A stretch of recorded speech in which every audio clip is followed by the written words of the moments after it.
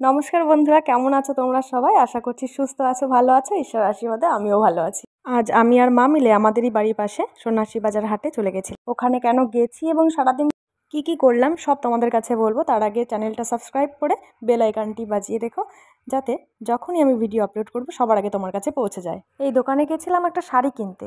এরপর মা আর আমি মিলে বাড়ির যত বাজার ছিল, মানে মাছ, সবজি বাজার, সমস্ত কিছু কিনতে গেছিলাম। আমরা বাঙালি বস, অন্যান্য মাছের তুলনায় ইলিশ মাছের দিকেই কিন্তু চোখটা বেশি যাবে। সবশেষে কিছুটা রুই মাছ নিয়ে সবজি বাজারে চলে গেলাম। মা এদিকে আলু বাছাবাছি শুরু করে দিয়েছে, আর বাদবাকি যত সমস্ত সবজি বাজার ছিল সমস্ত কিছু নিয়ে বাড়ি চলে এলাম দুজনে মিলে। এবার কিন্তু আজকে একটা কোথাও যাওয়ার পালা। এদিকে আমি শাড়ি দেখতে লাগলাম, কোন শাড়ি পরবো। আমার যতই শাড়ি থাকুক না কেন, কোথাও যাওয়ার সময় কোনো শাড়ি খুঁজে পাই না আমি। ওদিকে রান্নাঘরে গিয়ে দেখি মা মাছ বাছা শুরু করে দিয়েছে। মার সাথে কথা বলে এসে মাথায় আইডিয়া চলে এলো, সঙ্গে সঙ্গে একটা শাড়ি বের করে নিলাম। রেডি হব পরে, আগে একটু আচার খেয়ে নিই। বাই দ্য ওয়ে, এই আচারটা কিন্তু আমার এক ছাত্রী দিয়ে গিয়েছিল। টক মিষ্টি ঝালে এক কথায় আচারটা ওয়াও ছিল। ওইদিকে আমার একটা কল চলে এলো, একটা দাদা বই দুটো দিয়ে গেছে এবং বলেছে যদি ভালো হয় তাহলে আমি যেন আমার ছাত্রছাত্রীদের বলি বইটা নেওয়ার জন্য। এদিকে আমি তো রেডি হয়ে গেছি, সাথে মাও। হঠাৎ করে মায়ের মনে পড়ে গেল একটু লিপস্টিক দেওয়ার কথা। যাই হোক, এদিকে আমরা দুজনেই রেডি। এবার বেরোনোর পালা, অনেকটা দেরি হয়ে গেছে। প্রণাম করে বেরিয়ে পড়লাম। এদিকে ঠাম্মিকে টাটা করে, বাবাকে টাটা করে তারপর গেলাম আমার বড়মশাইয়ের দিকে। বড়মশাইকে টাটা করতেই দেখো মুখটা করেছে কি। যাই হোক, বেরিয়ে পড়ি। বউ শাশুড়ি হাত ধরে মিলে বেরিয়ে পড়লাম।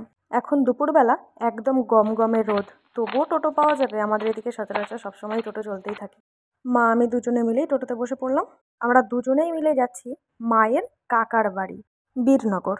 ওদের বাড়িতে সাধের অনুষ্ঠানে নিমন্ত্রিত ছিলাম আমরা। ওদের বাড়িতে ঢুকতেই অনেকগুলো চারা গাছ, মানে ফুল চারা গাছ দেখতে পেলাম। আমার তো চোখ ওইখানেই স্তব্ধ হয়ে গিয়েছিল।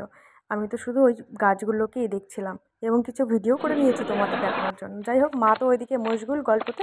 মাকে টেনে ধরে বাড়িতে নিয়ে চলে এলাম, কারণ আমার পড়ানো আছে 4টের সময়, আর 4:30 প্রায় বাজতে গেল। এসে দেখি ওরা অলরেডি এসে বসে আমার জন্য অপেক্ষা করছে। ওদের কিছু বক্তব্য আছে, চলো শুনি।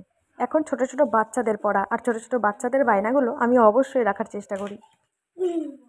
এটা কে? রাশির মতো লাগছে না কিছুটা? হ্যাঁ, 500 টাকা। সেই খেলনার 500 টাকাগুলো না আমাকে দেয়। হ্যাঁ, নিজেকে একবার দেখাও। আমাকে সুন্দর লাগছে? বমনি, বলো। তোমাকে আজকে কিছুই না, তোমার শুধু আজকে নিমন্ত্রণ হবে পরশুদিন। চলো আজকের মতো টাটা, দেখা হচ্ছে নতুন একটা ভিডিও নিয়ে।